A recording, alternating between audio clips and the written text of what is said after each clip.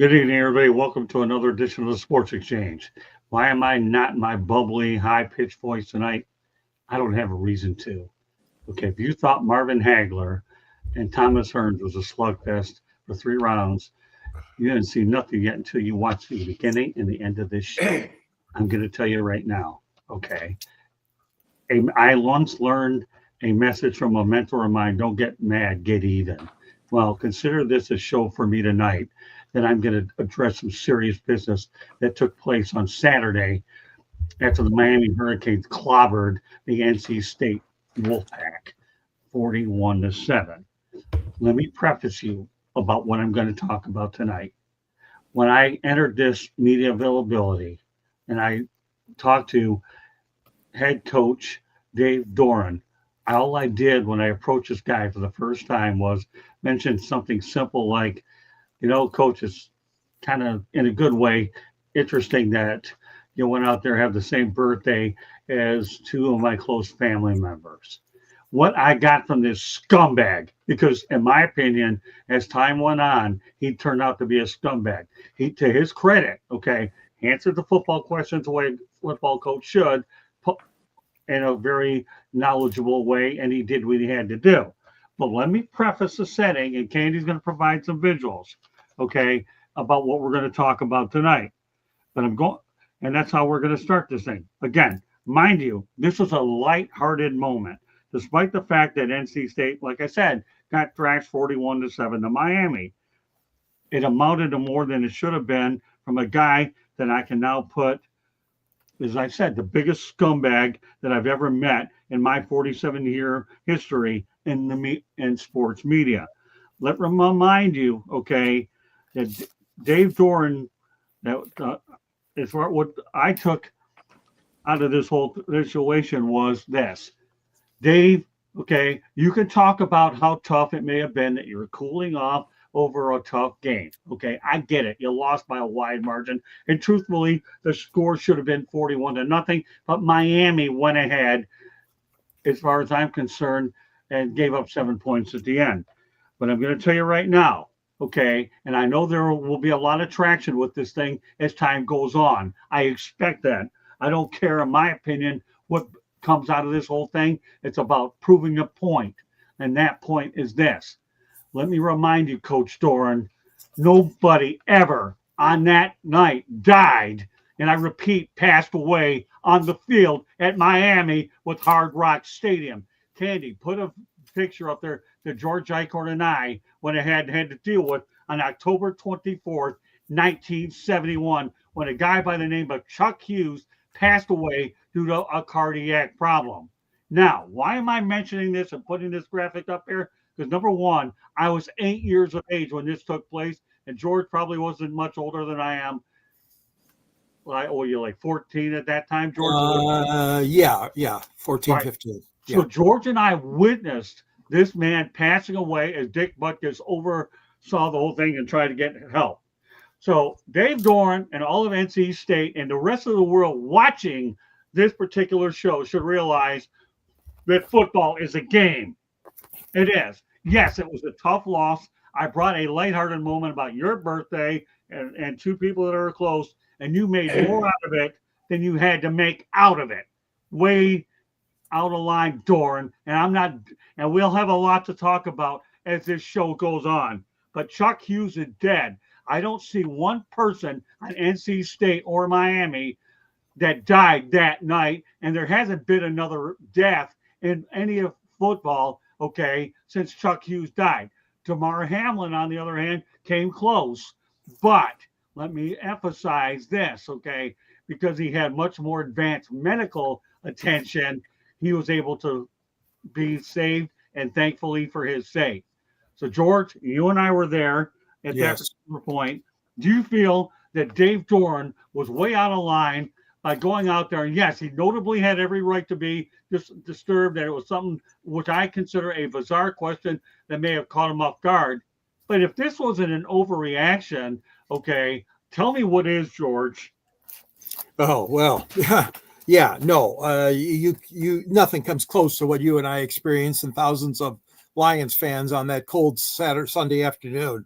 and Chuck Hughes, and you have to put everything in perspective. And that was real life. That was it. This other stuff, no. The chances are what's going to end up happening. That's why I'm getting ahead of this thing tonight. Is Florida State is taking on NC State. Now, again, Candy and I will probably be on our date night. I have no plans to watch the football game at all. I don't care. Friday night is my allocated date night. I wouldn't be surprised if, for some stupid reason, ESPN in their group mentioned this a little bit about the birthday, and I don't care because let me emphasize, they didn't put my name out there. All it is a Miami sports reporter. That's it. They don't have my name where you can slander it. But the point is, this guy was, in my opinion, a complete idiot. He really is. Candy, why don't you put the other graphic up there about how the one individuals acknowledged that at the 50-second clip, there was more to this thing that met the eye. So is there any way that anybody can read this at all? Go ahead, Jacob. Not much. Hold on. All right, let's see if she can blow it up a little bit. I can't, but I can get to it. Hold on. Go. I can see some, but I'd want to read the bottom too, That's okay. Where is? I know. So bear with us. She'll get it. It's important. That's why I'm emphasizing this stuff early. Mind you, I don't like doing shows like this. But when I see a coach stepping way out of line, the way this man did, and let me tell you, there's a lot more to go on him, okay, that I will talk about as this show goes on. So it says Dave Doeren after a bizarre post-game presser question. I just got my A kicked. You're not going to get me to lighten my mood. This ain't funny to me. I do this S for a living, okay? For the rest of you who want more context after Dave Doeren and NC State got their ass kicked by Miami, some reporter early in the interview just takes the time to tell Dave that he was looking through some notes and noticed Dave has a December 3rd birthday and noticed Dave and that it's the same birthday as some of his family members. Right at the 50-second mark of the video linked. Then later, the guy tries to tell Dave he was just trying to lighten the mood a little bit with that. And Doeren drops this banger of a quote that says, yeah, I just got my A kicked. You're not going to get me to lighten my mood. This ain't funny to me. I do this S for a living. Okay? That's what it says. So, as far as I'm concerned, the word that he's using, the S for a living, okay, which I hope his employers see, okay, that is S for job for a living. Let me remind you, Dave Doeren, you get paid $5.25 million to do this. $5.25 million to do this S job for a living, okay? So you're getting paid a lot of money. I don't think anybody in this whole wide world is going to worry about you feeling bad over something that was intended to be lighthearted, that was not a life or death situation. Now, I'm going to talk about the recent lack of success that they've had all year, because some of their losses are pitiful for a guy getting paid $5.25 million. I hope and pray that his employers, when this season's over, go out there and justify whether this man should even be behind a microphone. I'll get behind that in a little bit. But let me tell you, Dave, and I'm going to remind you and everybody throughout the show, Dave Doeren and Chuck Hughes will only be related to one show ever, okay? And that's this one.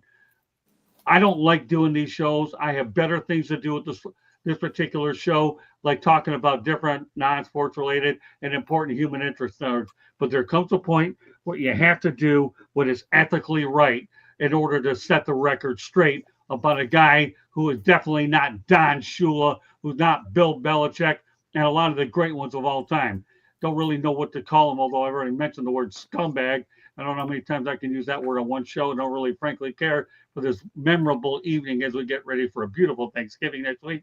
Although, actually, when we're talking about a turkey, I found one a week earlier. So, with that said, Okay. I mean, I haven't had any caffeine today, so the one-liners are coming out, and that's presented by Sprite Zero Sugar. So Sprite, I am looking for a little bit of coin on this particular deal.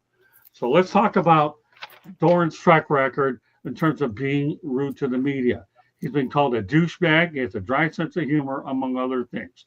He did get his ass kicked and will get it again from me tonight. Sure, everybody can tell that he's getting it, right? Oh, but that's okay. There's more to come, Dave. Trust me. His team has lost. Mind you, now let's talk, put the facts out here now. Now we're talking facts. Take it off of me. They lost to Duke 45-33. They've lost to Virginia Tech 23-21 while they're in transition, mind you. Although they have a new coach in James Franklin, Virginia Tech will no longer be a laughing stock. Mark my word. That's in weeks 4 and 5. He wins again against Campbell. Tommy, I didn't even know they even had a football team. All I ever hear about him is in the NCAA tournament, right? I mean, have you? Of course, beat Campbell. What was that? Oh my God, what an impressive win. This gets your national championship status. 56-10. Good stuff, Dave. You beat them up. Is Campbell, are they considered the Camels, or I don't even know what they're called? Camels. Anybody even know? I don't know. One time I ever hear about them, is in the NCAA tournament. Week 6, guess what? The Catholics, Notre Dame, clobbers them. Week 7, 36-7. Can only imagine what that media availability sounded like. Oh my gosh. Miami 41-7 North. Oh, but it gets even better than this. Then he wins against, against Pittsburgh. He loses, Pittsburgh wins 53-34. Double figures. Do we see a common trend here? Oh, it only gets better. He gets a bye week there, so you can't really lose that game because nobody wins, nobody loses. But that's good enough. He does go ahead and beat Georgia Tech, which I did talk to him about. Okay, good win leading up to my question, 48-36, but then he gets clobbered by Miami 41-7. So, Tom, all I'm going to ask you is about this track record of games. Okay, and let's just keep it totally on the games. Okay, Tommy, what are your thoughts about his recent body of work when you look at everything there? Now, we talk about the dry sense of humor. What are some of the things that you've heard about his relationship with the media? Do you say that he has a testy relationship with the media? Is that safe for you to say that it can be that way? Well, he can respond to questions. He can get testy responding to questions, yeah. But okay. North Carolina State's been up and down for quite a while now. They struggle to get that breakthrough game. They what? They struggle for their breakthrough games, and that's true under Dave Doeren. It was true under their old coach O'Brien. It's always been that way. In fact, they have a radio show, radio episodes in this up here called Pack Therapy to kind of help NC State fans suffer through all the disappointment. So they've always been up and down. I wouldn't be surprised if they come out and play strongly against Florida State on Friday night because they have a tendency to play poorly and then come back and play strong. Okay, that's fair. That's a fair question. Okay, so I'm going to ask you this, okay? Well, let me go around the horn with the rest of the crew, okay? Then I'll go back to you, Tommy. Okay, and I'll start off with you, Candy. Let's just talk about his recent wave of games. The last 4 or 5 weeks have not looked good for this guy. No, it seems like he I don't know if it's he doesn't know his opponents well enough or he doesn't coach to his kids' strength, but it seems like he's been up and down. His first year, he's been at NC State since 2013. His overall record is 92-70 overall, and in the conference 49-55. His first year there, he was 3-9. That is his worst year there so far, but his best year overall was 9-3. But it just seems like they're playing inconsistent. So in this NIL era, inconsistent is what I would say at best. Okay, Marvin, you've had an opportunity to take in a lot of what I've had to say. Yeah. I know you're one of those kinds of guys who is a great listener, but now I'm giving you the opportunity so that this show lives up to what we always call Wild Wednesday. And I'm going to tell you right now, You've looked at what I talked about initially about this guy. What are your thoughts about Dave Doeren, the NC State? Well, I'll tell you what, my wife won't say I'm a good listener. If you ask her, she'll tell you something different. But anyway, well, he has a winning record overall, which is good. NC State is a basketball school. You know, they were decent when they had Phillip Rivers. They were decent when they had Russell Wilson. You know, it's an okay football program. They can be competitive, but you know, with these guys, man, these guys are emotional, man. These guys care about, you know, what they're doing, and I think it's tough. Well, first of all, I think for him being a head coach, he has to be a better leader. And really, when it comes to emotional intelligence, is being able to be you're getting paid $5 million a year, man. So they expect you to be a certain type of professional, you know, whether things are going good or bad. And I think it's a horrible example for his young team to see him respond the way he does. But it speaks to his passion. I think all coaches have that. I think, you know, coaches handle that kind of stuff differently. But, you know, when you're talking to a player or a coach after a game, after a tough loss, you put that microphone in their face, you usually get the player and coach saying the right thing, but every now and then you get a coach who loses it, or a player who may slip and say something that he shouldn't. You know, this guy has a track record of saying the wrong thing, apparently, is what you're saying. It's disrespectful, and, you know, it's bad for the game. It's bad for the entire entertainment aspect of the game. So I hate to see that, to be honest with you.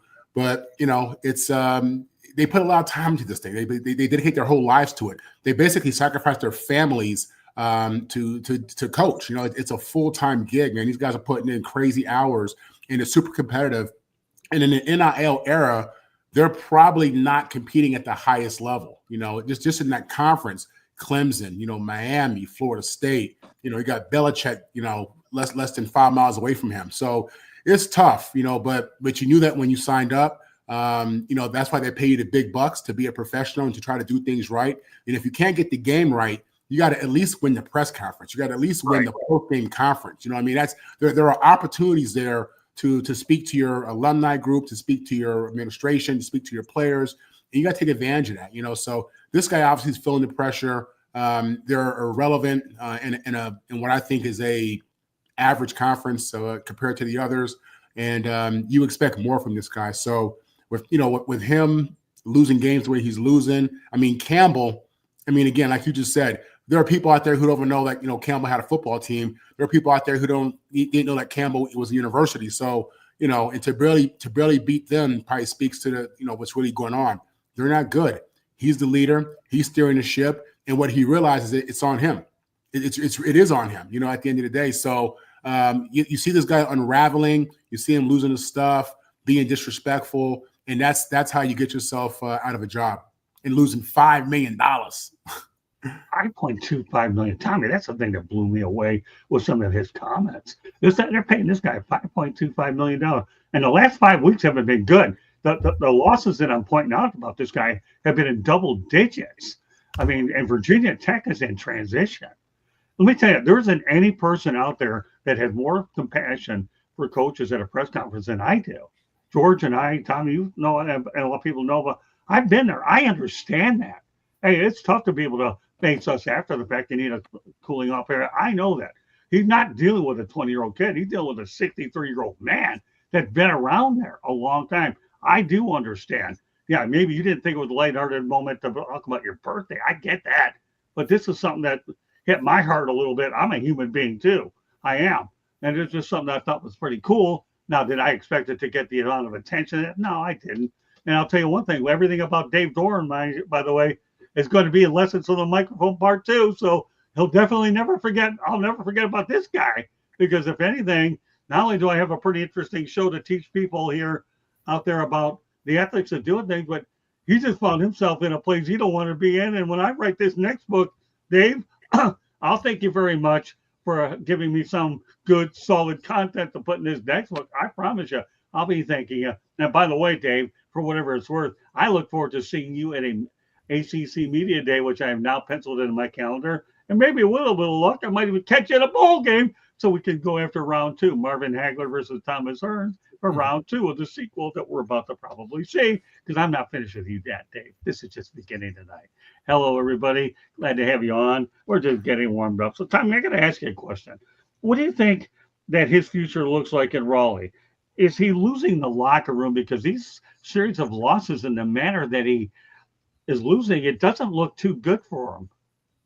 No, he's always good with his players. His players like him. He might make mistakes dealing with the media, but his players like him. His athletic director likes him. Boo Corrigan is the athletic director. He recently said that he will evaluate him at the end of the year. And I wouldn't be surprised if it turns out to be like a Mike Loxley situation where Maryland's having a tough season. And Maryland AD came out and said he'll be back next year, and we have to get him more support. Talking about NIL money, because that's where it is. NC State always loses. They lose players on NIL money. They lost their best receiver last year. He's now at Texas A&M, Casey Concepcion. So it's tough to say how it's going to turn out. His kids have moved on. They're not in high school anymore. So maybe he has more time for coaching than some of the family demands aren't what they were before. But it's just hard to say because the college football world is just turned upside down. It's not just a matter of winning and losing anymore. It's a matter of, are the donors going to give money? And donor fatigue is always a tough situation. So if the AD says we're going to wait until the end of the season, we got to wait till the end of the season, see what happens. Yeah, but as Marvin said, you have to win the press conference and show a little dignity behind the mic. We're not asking for a lot, Dave. We're asking for something called dignity. You're a 53-year-old man, be 54 years old. Oh, of course, I'll never forget your birthday. Better after all this, I never will forget it. I would think anybody in his 50s should figure out and get it right and show a bit of maturity, because you have to at least represent the university in a way where at least you represent the face of it. So with that said, Tom, obviously, and everybody, it was announced today that NC State will face Virginia and Brazil in 2026, and that will be an ACC contest. So obviously, NC State will be actually taking their brand worldwide against Virginia. Let's go around the horn. Let me get this in. I wanted to get something in real fast. Yeah, go ahead. Go ahead. Okay, this is the thing about Dave Doeren here.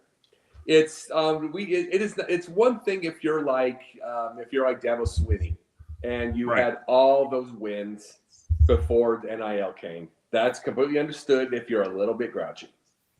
But here's Dave Doeren, 12 years, 3-9, 8-5, 7-6, 7-6, 9-4, 9-4, 4-8, 8-4, 9-3, 8-5, 9-4, 6-7, 5-5, and probably 5-7 after this is done. All right, this is the thing. If he was doing, he has not won in any era. This is the thing about it. He gets this. He's probably, the way he's grouchy, he's probably put in the 18-hour days like they talk about, the ones that the ones that some coaches will say don't do 18 hours, spend with your family. You guys know what I'm talking about. He's probably doing those hours, and he's got that kind of record. The thing is, here's the deal. This is the only school that's ever going to give him that much time for that little winning. Right. Truthfully, that's the only school. I mean, how long was James Franklin there?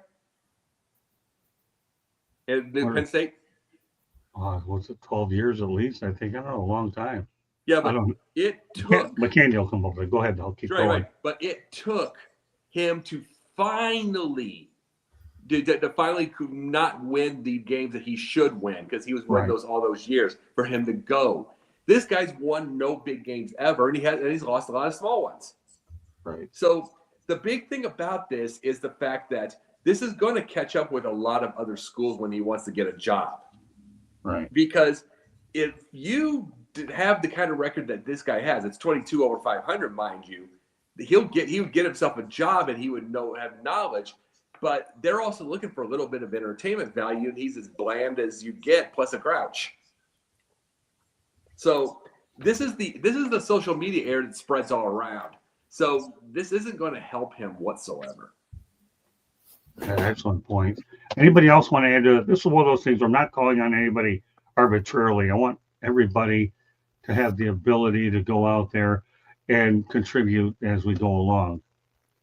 Well, I was just going to add that, yeah, I mean, that is a remarkable terrible performance against the Miami Hurricanes. Okay. So I can understand, well, you're a little upset. Well, you got to handle it in a professional way. Okay. You got your butt kicked. You allowed over 500 total yards from the offense, Hurricanes offense. And I think I just echo the sentiments of the guys that already been on and speaking, because, his record is like middle of the pack stuff. It's not the exemplary kind of coaching record that you would expect for a man getting that much money. And I know there's tremendous pressures on Jacob. We all know, okay, all this stuff going on, NIL and the players jumping after 1 year, 2 years, and moving all around, all this crap going on. But you got to handle yourself professionally. You got to be somebody that I'm going to look up to. And his performance is not something I would look up to in those locker rooms. He is not keeping his cool, period. That's how I feel, Scott. Anybody else? This is a wide open conversation. Real quickly, it's old. It's just that old. He probably had a dad that coached somewhere, some high school or whatever. We don't know the story. But that's what they know. You scream and holler and scream. And this is what I brought up in Pundit before. They scream and holler and think they're tough. And if you ever look at, there's these little classes that a lot of these Navy SEALs called the Stoics. And they says, if you lose your temper, you're a child. And a lot of these coaches could really use that.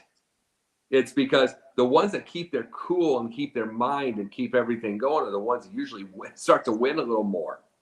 It's because they kind of keep it's like truthfully, a lot of the ones we talk about from college or whatever, we'll just say from pros, Mike Tomlin, you don't see him see him get too steamed up too often. He gets steamed to their face where the camera don't see. We've seen a couple of those little deals, but you don't see it on the thing where he gets steamed up at the refs and yells and hollers and raises his voice. That's one of the things. It's like coaches now should have a lot more of an understanding what gets into the kids' minds to how to win. And I'm not saying, like I said to you, Marvin, I'm not saying they should not yell at a certain time, because kids still do want tough love. They just want it pick and choose. Yeah, I'm sorry, go ahead. They want to pick and choose. Like, they do want a dad, if you will. A lot of them don't have dads. They do want a dad, and they do want to be reminded. They just don't want it all the time where their feelings are hurt all the time. Go ahead. Yeah, so I think what he's missing out on is the fact that when you're yelling and cussing at players, which, all coaches do, or coaching staff, you got to be strategic. The message you give to a player, to a team pregame, at halftime, at the end of the game, in the locker room, and then what you say to the media, you have to be strategic in how you go about that. And that, again, we're talking about emotional intelligence and just being aware of the moment and aware of the opportunity. Saban is great at that. Mike Tomlin is great at that. You know what I'm saying? Like these guys get on these players' asses, but and they talk to the media in a certain way, but they're strategic. It makes sense. You know what I mean? And you understand where they're coming from. You can't just fly off the handle for everything and just, lose it. That's not leadership at all. And, this guy doesn't get it. We have way too much information out there in regards to leadership and emotional intelligence. And he's not subscribing to the new information at all. Like Jacob was saying, this guy has an old school approach without the strategy, and it's showing up. It shows up as a meltdown. Well, remember the thing we talk about Bear Bryant. One of the things you always saw is, but you remember the way that the media always made him and everything. And it's like he was tough on his players. We heard about the Junction Boys. We've heard about these things.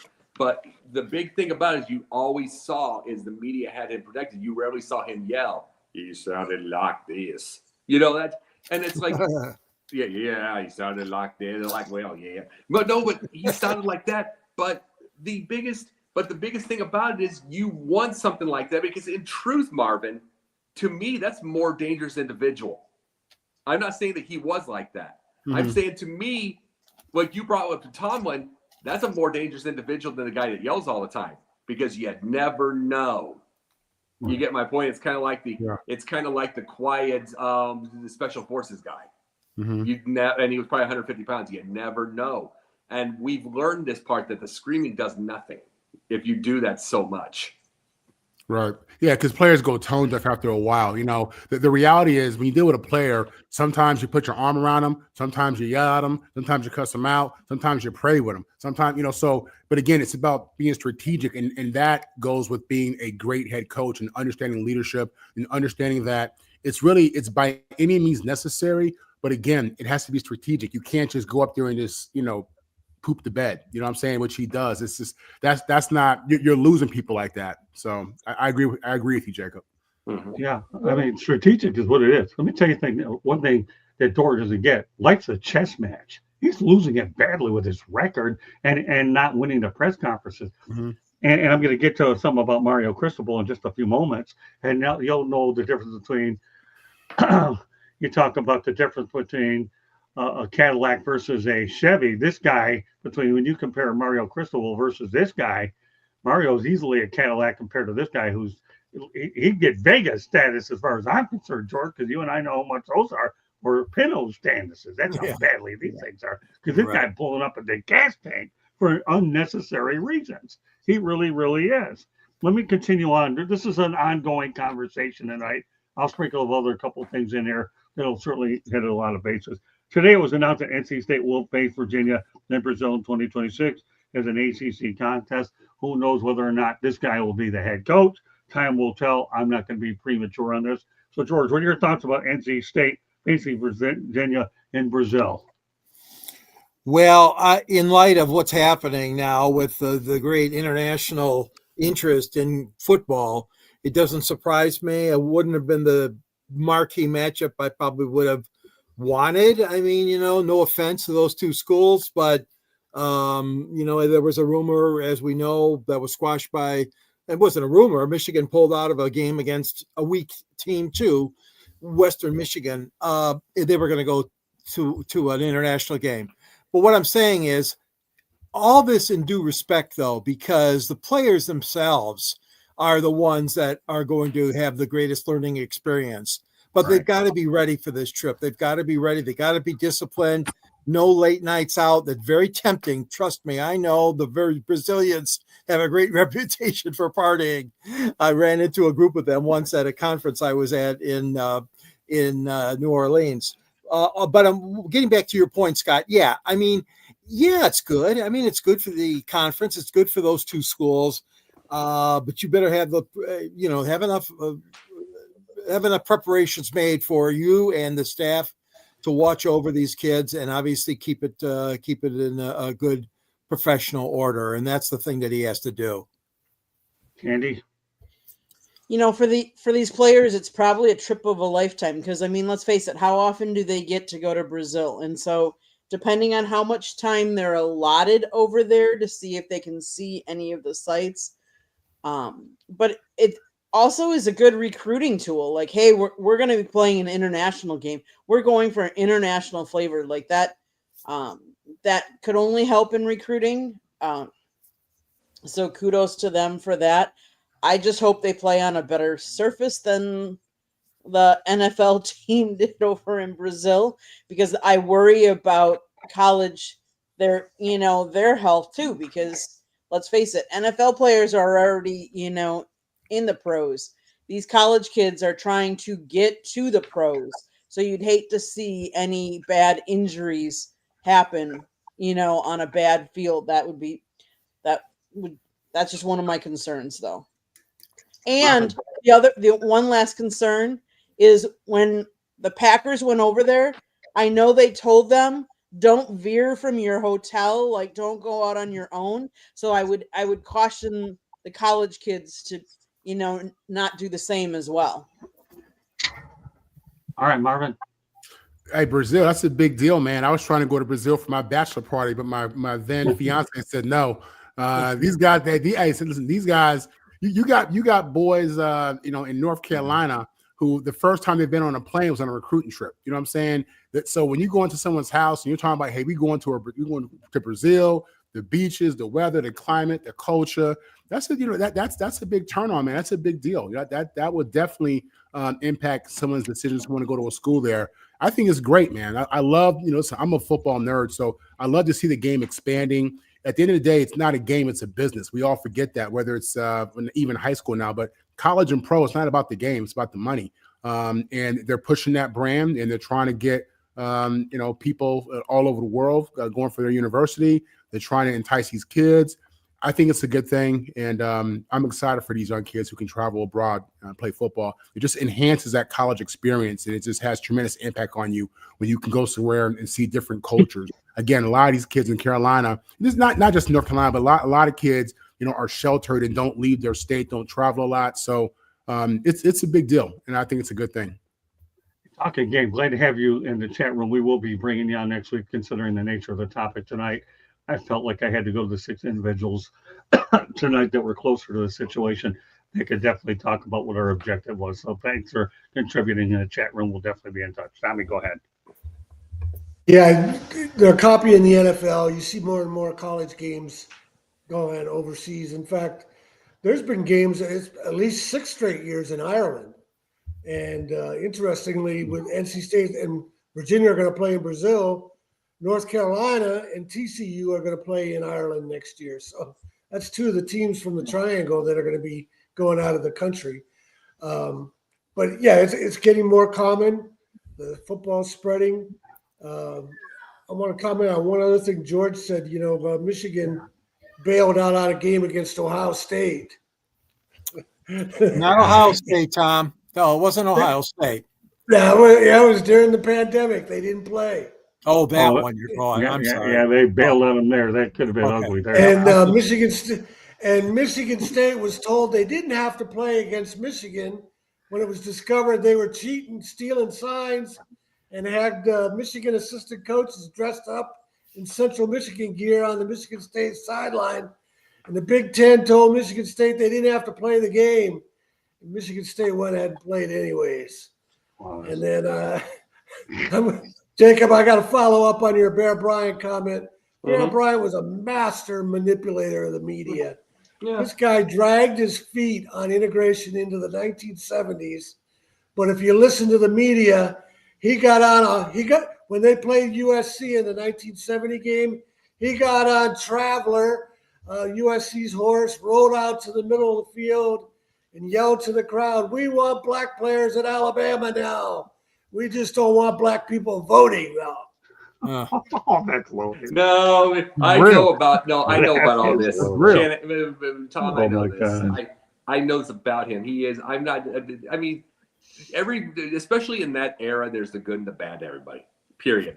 And there's those things. I understand. What was the good? What? So what was the good? No, I'm saying I'm just talking about the world in general. I'm not talking about him. But I'm talking about the world in general. It's like there's the ones. It's like I think it's just perspective to the people that are around them. It just always is. But it's like, especially when there are people that may not have had it, or their dad, they get along with their dad, say, "He's my father." Yeah, go ahead, that kind of deal. But the biggest thing about it is, in truth, his last 3 or 4 years were his assistant coaches anyway, especially the Liberty Bowl. So he just got old, and then he basically died after he retired. So there's things, but the really overall, bringing up Bear, it's just I missed him by I first started watching football. I'm just saying in '84. He's gone by '83, maybe '82. So I never saw anything at all. I just heard the stories, and I think he faced Illinois in his final game. Was that true? Alabama, Illinois in the Liberty Bowl. Yeah, you're right. Yeah. Really, the thing is, he was just a master of timing. I'll say this: it was just a master of timing, and the fact that he just goes. His assistant did the deal, and he left old. And he did pass away. And all that stuff. But guess what? He didn't end up like Tom Landry. Tom Landry went 3 years too long, 4 years too long. Alabama also played in the '69 Liberty Bowl against Colorado, and Bear Bryant sent 40 white players out as captains. And when the 3 Colorado captains were coming out, 2 of them are white, 1 of them was black. The 2 white captains said, "We're not going to put up with this." And they told their black teammate, Greg Pruitt, to go up there and represent them. You're going to be our representative against those guys. Well, Alabama was still all white back then. Here's the thing. His main thing, you're right, manipulation. He got into the world where it was, you've got to remember it by itself. He once had a world where it was Kennedy, then LBJ. LBJ does the Civil Rights Act. Does all that stuff. Things start to change, but not yet. There's that movie Mississippi Burning. You remember that, Marvin? Of course. Yeah, there's the movie Mississippi Burning. They had all of those a-holes, if you will. Yeah, all those that we saw in there. Very, very good movie, but very disturbing one. But you saw that. You want to know why he says we want the black players now? Because it was changing. So Jacob, the world change. By 1970, Alabama was the 7th of 10 SEC schools to integrate, and 33 of 37 major Southern programs were integrated. Bryant, Who was the final by any one? standard, Bryant, by any standard, is at the back of the line, and he gets who was credit for last? being at the front. Who was last? Georgia, Ole LSU, Ole Miss? Mississippi, and Tulane. Ole Yeah. Miss, I would guess Ole Miss, yeah. So Jacob, I have a quick question for you. I want to continue things going, but I love this. Anytime we get a Shanny report reference to Bear Bryant, I have to let it go with you guys because I know anything can come out of it. And don't worry, Shanny, you'll have time to talk about the Shanahan report even more detailed tonight on this. The thing is, the true pioneers, Kentucky desegregated in 66, Tennessee in 67, Auburn, the Bear Bryant's cross-state, in-state rival, 69. Bear Bryant was at the back of the line. No, not totally. He'll just say not totally Come on on, the back. Jacob. Yeah. My God, you're incredible, man. Sorry, Tommy, you know that. So Jacob, Tom. real quick question. Oh. All right, go ahead, Marvin. The true pioneers have never gotten their credit they deserve. And it's because of Bear Bryant mythology. Tom, you give USC any credit for what they did to them Alabama boys when they went out to Birmingham? No, because USC was slow to integrate as well. Okay. USC was one of the schools following the unwritten code of only having a half dozen black players. Well, truth is everybody was slow. And let's just be honest. Everybody was slow. Yeah, but Tom, when they went out there with Sam Bam Cunningham, they were calling USC Grambling. They had so many black players. They had 18, and there were only 4 seniors. The rest of them were 11 of them were junior college transfers. John McCain was slow to go beyond a half dozen black players. The 67 national championship, they only had 7, and one of them was O.J. Simpson from San Francisco. You telling me in Los Angeles you can't find more than a half dozen black kids? He was more than happy to use all those black players for his losing teams in Tampa Bay. Absolutely, he did. All right, so Jacob, quick question, okay? Yeah. What are your thoughts about NC State facing Virginia and Brazil? If Doeren's still there, he's going to be like the headmaster of some school or something like that. He's going to be in the hallways, making sure they're still in their rooms. He's going to be no fun whatsoever. The way he acts, he's going to be no fun whatsoever. It was like, mind you don't want them out onto the thing. He's going to be protective, but he's going to go over the top, making sure. Yeah, so fair enough. So if there's a new coach, they're probably going to have some fun. If it's still Dave Doeren, there's going to be headmaster time. Oh, I can only imagine. So let me give some advice to the coach, okay? And I think this is very sound advice. Coach, you certainly didn't mind telling me and every other people in that particular conference that you take your job seriously. Okay, I haven't had a chance to do this tonight. Really? Seriously? Really? Really? Seriously? Really? I take my job seriously too. I run a network. I run an online publication, and I'm an author. And of course, now you're going to be part of my next book. Thank you very much, Coach. I get something out of this whole thing after all. Okay. But as far as I'm concerned, okay, once upon a time, this guy who actually worked for Wisconsin as an assistant coach, right? And who's the mascot for Wisconsin? His name is Bucky the Badger. And I'm telling you, Bucky Badger, I have a cat named after you named Bucky. But Bucky Badger, do us a favor. Take a trip over to Raleigh. And I think I need you to take a baseball bat and knock a little bit of sense into Dave Doeren. Bucky Badger, I need your help. Knock some sense into Dave Doeren because this guy, cotton picking, needs it. He really, I take my job seriously, okay, coach? I take my job seriously, okay? I'll guarantee you, I will make sure that there's enough juice in this comment to play it in front of you when I see you the next time, because I will let you know how much I take my job seriously. And for the last 47 years, I have been throughout my whole working life. So, Coach Doeren, I look forward to our paths crossing, because you know something? Just a reminder to Mr. Doeren, okay? Marshall McLuhan, here's a little media lesson for those of you out there tuning in for the first time. Okay, Marshall McLuhan. Anybody ever remember him? I don't know how many people raise hands. Anybody remember him? Maybe not. Maybe George might. Marshall McLuhan once said, "The medium is the message." Former Detroit Pistons center Bill Laimbeer never got an NBA assistant job past the Minnesota Timberwolves, although he was working with Kurt Rambis, who was with the Lakers. What an irony. A Piston and a Laker being on the same staff and nobody else would hire him. You know why Laimbeer never got a head coaching job? Because of this, okay? He had poor media relations with the press, right, George? This guy didn't get along with us as well. That's and right. He killed him with the politics. Oh, yes, definitely. Let me remind Mr. Doeren another thing, okay? You're not Jim Valvano. Jim Valvano, to me, is unquestionably one of the greatest coaches in college basketball history. And I'll tell you, I'm sure, Tommy, they got to have a statue of him somewhere up in Raleigh, right? I do have. Yeah, they do. They have one, though. And Jim Valvano died way too early because of cancer. Every time I get an opportunity to donate to cancer, I always go to the V Foundation, and because Dick Vitale is in charge and Jim Valvano is inspiring. Well, you know, my advice to you, Mr. Doeren, you're uninspiring. You're anything but Valvano. You're uninspiring, and Valvano is inspiring. I have never asked a question. I never asked anybody a question about birthdays. All I did was simply mention it as a casual comment, and that was about it. Let me tell you, I had the opportunity to go ahead and speak to Coach John Wooden. Tommy, has your paths ever crossed with John Wooden at all? Not when he was coaching a game. I've been around him otherwise. Yeah, so you know, everybody knows that John Wooden, Pyramids of Success, in a lot of people's eyes, to me, is legendary. Well, you know what? I had an opportunity to interview Coach John Wooden, and you know what he once told up for me, Tommy, and everybody? Stand up for what you believe in. And that's what we all try to do, okay? Now, and I've always gone out there, and when I think about his Pyramids of Success, I have those in my office, and I often tend to look at it a lot. I don't care if he's had 22 NFL players, big cotton picking deal.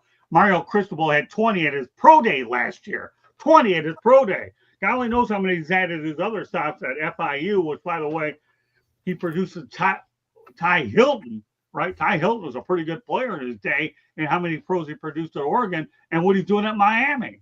So, Candy, what I want, so after this, what I'm going to tell you right now, but this guy gone out there, as far as I'm concerned, Cristobal's done an awful lot more things. But the biggest thing I like about working with Mario Cristobal is this. He never, ever treats the media poorly. Never. I've never seen a guy say, I will never call out a media person. Never. No matter what the question is. He's a cool cat, this guy, is what he is. Because he knows that like Marvin says, right, that in order to breathe life into your program, you got to not only win the presser, but you don't want to bite the hand that feeds you. So as far as I'm concerned, my feelings about this guy is he does not belong as a head coach. The proper place for Dave Doeren is he belongs as an assistant coach to keep this guy as far away from the microphone as possible. When you're an assistant coach, you have a reduced role with the media. A good place would be the NFL. Oh, but I have an even better place for him. I know everybody will get a kick out of this one. He belongs in that league called the SFL. You know what that stands for? Nobody's going to get it. Siberian Football League, everybody. I am founding the Siberian Football League. Get him out of here. We don't need him. Okay? So, Dave, when your career is gone, we're going to send you to the Siberian Football League. If that isn't good enough, I can think of other places too, but since this is a somewhat G-rated show tonight or PG, I won't go the other places I could go. But send him to the Siberian. He'll still be 5-5 in the Siberian Football League. Well, that's good enough, but at least he won't have to talk to us in the media anyway. Nobody will care. Coach football, and you don't even coach that well. To begin with, I don't care about your stupid record. Big deal. What have you done? if you won any major college championships or anything that puts you in the map where you got to talk to us, obviously nobody in the industry, they all think you're testy, you're a douchebag, and a lot of other things that I've already mentioned. But keep this guy away from the microphone. To me, as far as I'm concerned, if he gets near a microphone, he needs Pepto-Bismol because he's got diarrhea of the mouth at the wrong time, this guy.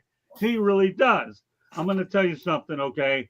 Well, I tell you, everybody knows that I won't be sending him a birthday card. Oh, no. But I'll never forget when his birthday is. Safe to say. Marvin, you ever seen me go off like this before? Because I'll tell you, we've had one topic. We've gone an hour on this dude. Well, don't worry. I do have a couple of little. If he wasn't fired before the show, he's gonna be fired after the show. Good. That's my accomplishment because you know what? I'm glad you brought that up. That's a good segue. Okay. Many years ago, I dealt with a woman by the name of Carolyn Renfro when I was working with the Tampa Tribune. I asked this woman one time, Carolyn, I need you to do me a favor. It's a woman's college.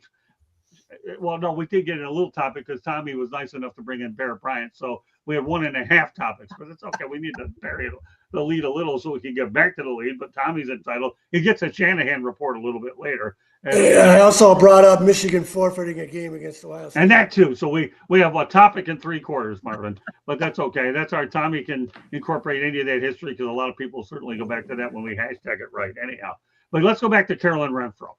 When I was working at the Tampa Tribune, high school basketball coach. I believe it was in the greater Tampa area. I don't remember exactly where it was. I said, listen, Ms. Renfro, I need to talk to you no matter how bad this turns out or good. No problem. Before the game. You know how, Tommy, you have to establish things before the game so you know what you have to do afterwards, right? You try to build relationships.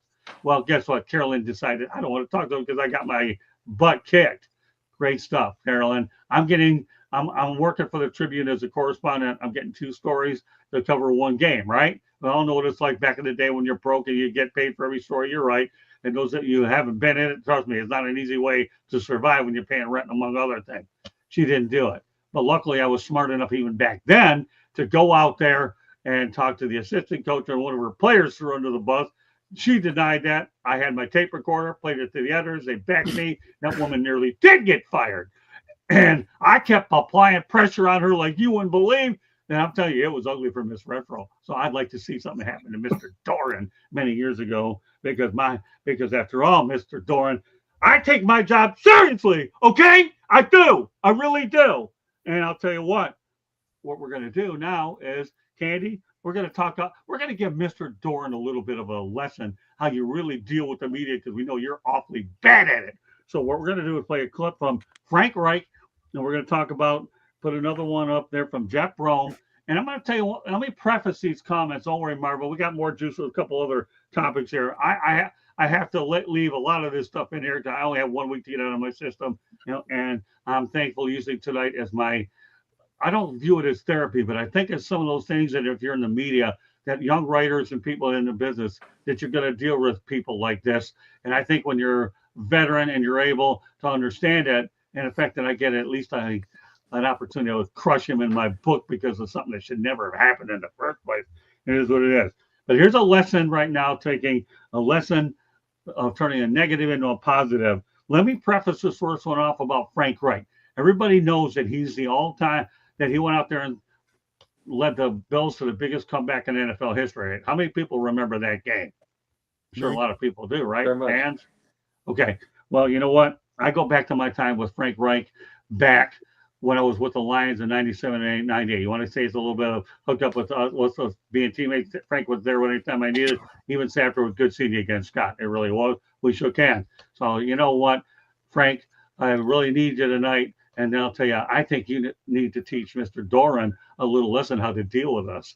Because I'll tell you what, tonight I feel like I'm a pit bull and a Doberman pinscher. And you're the target that I have tonight.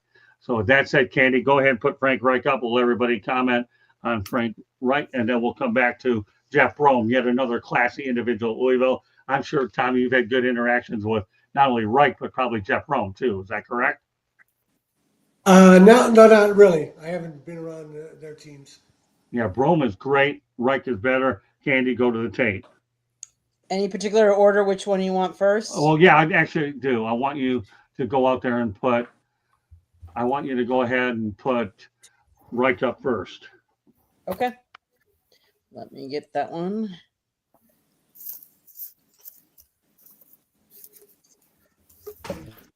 Well, I forgot to mention my first name and affiliate, Scott Morgan of South Florida Tribune. So obviously, I know your background as a guy that had arguably the greatest comeback in NFL history in the playoffs. Do you use that as an opportunity to let your kids know that you have to play all the way to the final snap and use it as a teaching moment for these guys? That, you know, I don't know how many of them know about Yogi Berra. It's not over till it's over, but you led by example by doing that, and that's a good teaching tool since you're at college to be able to tell it to these students because they are student athletes. No, absolutely, Scott, and I appreciate the question and the sentiment. Yeah, you know, I don't overplay my playing career, but I do pick key lessons, you know, that can help us be a better team, right? I mean, that's really all that matters. If it's something that can help us be a better football team, then I'm going to draw from that experience and I'll talk about it when necessary. But really, the focus is, you know, on our system, what we're doing. But yes, I have talked to them about that over the course of my time there, and lessons learned through those kind of games. Ben? There you go. You talk about a guy who can take that situation, leading a big comeback, and try to instill that in his young players. And I mentioned Yogi Berra, it's not over till it's over. Okay, Marvin, we can call this a topic in its own if you don't mind. Okay, because now this is a lesson from Frank Reich. Okay, what are your thoughts about Frank Reich, not only as a player but as a coach? Obviously, you know, it was a tough deal that he had in Carolina, but his overall body of work as a player and an individual, he comes across as a class act. Yeah, absolutely. He's a pro. He's a pro. Obviously, he's somebody who's been groomed well. He's been under great leadership, whether it's his, you know, at home growing up, or his coaches have impacted him. But, you know, as a player, I mean, you said it, man. Greatest comeback ever, college and pro, I believe. I remember him. Yeah, I remember him very well as a young kid watching football. And I think in the pros, when he was with Buffalo and they beat Houston. Is that correct? Is that who they beat? I remember watching that game against Warren Moon, one of my favorite players. And then obviously in college, when he was at Maryland, I forgot who they beat. Was it the Canes who they came back and beat? But nevertheless, I'm a fake rank. I'm a fan. I am. I think he got a raw deal in Carolina. You know, I think he understands the game, understands the players, understands the culture of a player in the locker room. And I think that's reflected in what you just saw at the press conference. You know, he's just classy, man. Classy wins at the end of the day for me. That's just how I was raised. I don't believe in ego and disrespect when it comes to leadership. And I think he represents the right things. Tommy? Yeah, well, you know, look at how he's ended up at Stanford. Andrew Luck made the tough decision. He had to fire his coach, I think late March, early April, because he was bullying staff members. That's not a good time to be finding a new coach. But he had a relationship with Frank Reich. And Frank Reich, just like the backup quarterback that he was that came in and led comebacks, he stepped in and has done a great job at Stanford. Stanford has been in a bad situation for a while, talent-wise. They haven't participated in the transfer portal at all. I think they have more players on their transfer portal this year than they had the previous 3-4 years the portal was open combined. So, yeah, Frank Reich, he got a bad deal in Carolina. He was working for a bad owner. But Frank Reich has always been a classy guy. Yeah, he sure has. Jacob? A little story real fast that's going to go back onto the point. Years ago, Kurt Warner on Late Show, David Letterman. They go outside and throws the ball, and it's raining like crazy. They go back into the thing, and all the backstage people are going, here's a shirt. And he's like, chill, it's a shirt. And it's like, goes back to Frank Reich. You have the other guy bullying, and they were probably on eggshells already. He probably knew it. He probably seen it. So there were probably ones that were already on eggshells, and he's probably like, chill. I've got you. You know, it's like, we're going to get to this. And it's like, there are ones that you talk about emotional intelligence, Marvin. There are just ones that you kind of have the common sense to understand the situation that these ones have been in. And here's the thing. Coaches know every coach. It's a fraternity. They know they may not know well, but they know their aspects and way they know so they're going to know that school or that thing, whether it's pro or con. They're going to know their aspect. They're going to know what their thought process was. They know the difference between them and him. They know the difference, and that's the big thing. That's what makes a Frank Reich. And the thing is, when Frank Reich is done, he'll probably be in another school that's probably dealing with a bully. And he'll probably be replacing that one also. That's probably his career, and there's nothing wrong with that. Yeah, Frank Reich is unbelievable. And we're going to get to another class act, and that's Jeff Brom. Tommy, if you can hang with us a little bit, we have some other stuff we want to get to that will certainly apply to you. We appreciate that. I'll be right back. I got to switch up real quick, okay? All right, go ahead, Candy. Frank Reich, former NFL quarterback, like you said, current interim head football coach. So he's trying to get the job permanently. He played for 14 seasons and then he transitioned to coaching. He's one that some coaches, some players don't make good coaches. And you don't always know what you get until you're actually there. But I think he's doing a really good job. I think he's leading his team to do great things. I think it'll take some time. Hopefully he'll be given that opportunity. But time will tell. George. Yeah, and I don't know if people, and I know it's probably not a pleasing thing to everybody, but the man does have a very spiritual life as well. Frank is a very devout Christian. He doesn't hide that fact. In fact, he got a degree in theology. And he also has that side of him that some people don't see. He is a people person. He's very good at what he does on the field, but also off the field. And that speaks a lot about him because, yes, you can work those 18-hour days, like you said, Marvin, and those days drag for coaches. But he also knows that being a motivational speaker that he is and being a spiritual guy, he goes out there and where's his faith, where's his excellent knowledge of football on his sleeves. He's a great guy. I remember him in Detroit like Scott did too. And also the fact that he's had a coaching career with teams like Indianapolis, Atlanta, San Diego, Philly, Detroit. The list goes on and on, but he's well-rounded, and I hope things work out for him. I know he's just interim, like Candy said, but let's hope that things work out. Frank Reich is a great guy, good man. All right, so let's go on to another great one, and that's Jeff Brom. The guy, my goal here next year, health permitting, because everybody knows I am dealing with some tough health challenges, is to get up to see Louisville and the Cardinals. And Jeff Brom is a guy to me is one of the classiest people who too, like Mario Cristobal, is coaching in his alma mater. So Candy, let's go to that clip right there and talk about my final question of then that particular night. Now let me preface this one. I got 3 questions in and I wanted a 4th one, and the PR guy initially said they were done, but Jeff Brom said it's okay, I'm going to answer this. So nothing against the PR people, but Jeff said, yeah, I'll take another one. And this is what the final question was. And in relation to Mario Cristobal, Jeff Brom's another guy who, in my opinion, isn't going anywhere. I hope Louisville locks him in for a long time, and I get more time with the Louisville Cardinals football program. Like Tommy will tell you, many years, okay, the basketball program supported it, but until Howard Schnellenberger got in there, and now obviously what Brom is doing, there's other ones that have followed. This guy is a real class act too. Go to the tape, Candy.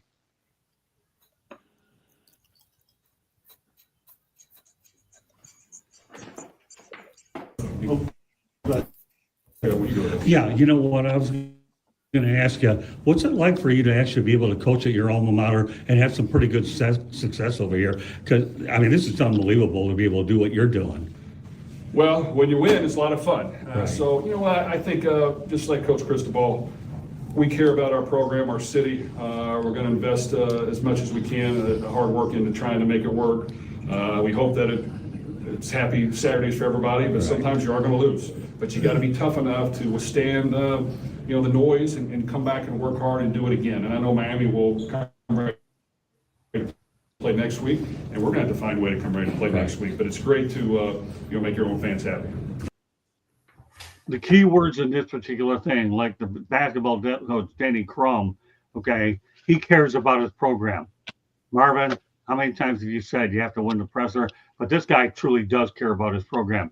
Let's go back to Jeff Rome. What are your thoughts about Jeff Rome, not only as an individual, but as a guy who's a representative of that program?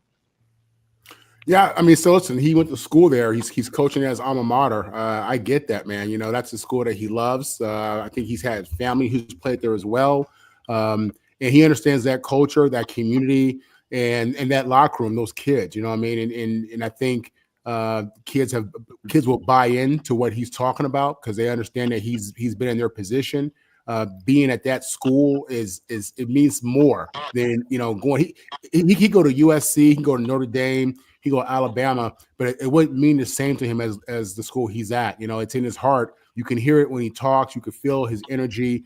It's something that's close to him, and it's. I think it's great when you can hire a guy that's played at the school, graduated from the school, someone that the fan base is familiar with. And when he talks about that school, it's about love, man, because he does love that school. That's family to him. That school is when you go to a school in the pre-NIL, pre-transfer portal days, it's different. It was different back because you're there for 4 or 5 years, and people don't really understand how close a football team is, a football community, especially in a place that's small like Louisville compared to, let's say, the LA, USC. I think for them, it's a good pickup. I hope for him that he can win some games, win relevant games, and continue to grow and climb the ladder. But I think for Louisville, it's a win. I think he's a class act. Yeah, keep in mind that's why Mario Cristobal will have a longer leash at Miami because obviously he's all about the U. And another guy that was recently inducted into the Miami Athletics Hall of Fame is I have the name of Mark Richt. And Mark Richt is the reason they had that indoor facility because he knew they needed it. And he put his money where his mouth was, and he's a big part of what they've done. So yeah, Jeff Brum is unbelievable. And again, I'm looking forward to seeing them up in Louisville. Tommy, let's talk about Jeff Brum. To me, this guy's unbelievable. You say you probably haven't had a lot of dealing, but you had a guy like Denny Crum who carried the basketball part for a while. But what about Jeff Brum in terms of his character and integrity and what he means to Louisville as well as just college athletics per se? Well, he was winning at Purdue, and I might be wrong in this, but I think people thought he was going to leave Purdue maybe a year or two earlier to go to Louisville when the job opened, and he stayed at Purdue, and then he finally moved to Louisville. But he won at Purdue. What happened to Purdue when he left? They went downhill right away. So he's clearly a great coach. Louisville was struggling, and he's turned them around and pulled off one of the biggest wins of the year in college football. Jacob, and something that is class, and it's like, and all of these that we're using tonight are showing that there are more of these coaches, whether it's younger or even older, that understand. Like, I can go back a little bit. There was a difference. We brought up Bear Bryant tonight. There was also a guy named Bobby Dodd, Georgia Tech. And they talked about him and how he was the chill guy. He's basically like Frank Reich of the day. And, he was chill to his players, everything like that. He was a rarity of that time, though. These guys now, Bobby Dodd would fit to now, but Bear Bryant wouldn't. It's the biggest difference of everything. And it's just showing how they understand the difference of these players and how you need to be able to treat them. And like you said, calculating, Marvin, you have to calculate a little bit when to use and when not. It's not just Abe Gibran and going all day long, and not just screaming and not just doing it constantly, or Bill Parcells. It isn't that all day long. I mean, it doesn't work anymore. Like you said, it tune out. Sometimes they even quit. So good job for Jeff Brum, just like Brum, whatever the thing is. Great job for him. I remember him at Louisville. I remember him as a quarterback. And there are ones that never make the big time, but those are the ones that usually become coaches also. Excellent point, Jacob. Candy? as a student, you pick the college you get to go to. So you pick your alma mater. And so you go there and you have pride, especially when you graduate from that. You have pride. It's a sense of honor. And so for him to be able to coach where he played has more meaning than being a coach at any other school. He wants success for that team because he wanted success for it when he was there. So kudos to him for that. And I can see it in Mario too when we go to press conferences, how he played for it too, and how he has a different sense of pride for the program, for the kids, because he wants the kids to have that same feeling that he has for his alma mater. So he's going to coach them. And yes, you coach them. Sometimes you're going to coach them hard. Sometimes it's different. But how you treat the media is a completely different. And you have to respect the media because they're doing their job just like you're doing your job, and I respect him because you saw at the very beginning of that clip, he said, "Oh wait, Scott, you can ask your last question," because he knew that they were going to cut it off and that you weren't going to get that question in, but he wanted you to have it. And I think that shows a lot about his character and the fact that he referenced Mario as well as him as an alma mater and brought it full circle. I really liked that and respected that. George? Yeah, I mean, Brougham is a good, solid guy, no question about it. I mean, we've already talked about some of his achievements. He's got a really good bowl record, too. He won 2 bowl games at Western Kentucky. He won 2 at Purdue, and then he's 1-1 so far in the bowl season at Louisville. They're sitting right now 7-3, the Cardinals, and he's 26-11 as the Cardinals head coach. And I echo the sentiments of all people on this panel here today. He's a leader. He knows how to work with young men and set their sights on what's to come and the hard work that they've got to do in a football season and all year long. It's not easy. These athletes, are students as well. But Jeff's a good leader. I like him. And I think he's done a terrific job down there. I really do. All I can say is I hope he gets a lifetime contract with Louisville if he hasn't gotten one already. I know that we've talked. One thing that's really been tough about Inside the 15, and Marvin and Tommy and I know it because we're in Candy, is it's been a hard show to produce this year because I don't like talking about coaches losing their jobs. I just want to focus on the games of the week. But this has been a challenge for me as an executive producer of all these shows to have to do this. That's why I'm trying to come up with unique topics to keep it real, Tommy and Marvin and Candy, because it's been a juggling act in terms of being able for production standpoints. And that's the toughest part about what we do. So again, Doeren, I take my job seriously. Really? Okay, I do. Why am I saying it a lot? Because I'm making a point. That's what they teach you. Let me go over a couple of other things because I want to talk about some of the real heroes. And I'll tell you, this is going to be a heart-running broadcast. Tommy, if there's a bigger trooper on the planet it's you, so bear with me tonight. This is a very special show that we're on tonight. I appreciate you with me on this. There's some other good stuff on our way. So let me go over a couple of other things that I think is important to mention, okay? And I want to recap for those individuals just joining, okay, the show for the first time as we get in to our second hour of the show. Candy, I think we did that station break earlier, right? Or did we? Or you know what? Don't worry about it. We don't need it tonight. Maybe we will at the end. Everybody looking for how to get our contact information. We'll just roll with the ticker tonight. We have a bigger issue that we're going out there and pressing tonight. We'll resume to our station break schedule tomorrow. But I want you to go out there and put that thing about, he got a blank kick, okay, up there. So it'll reinforce what I'm about to put. That will probably likely be the only visual that I will put up here the rest of the way. Yeah, he did get his ass kicked, okay? And he's getting it again tonight because this guy's going to learn something about humility and humble.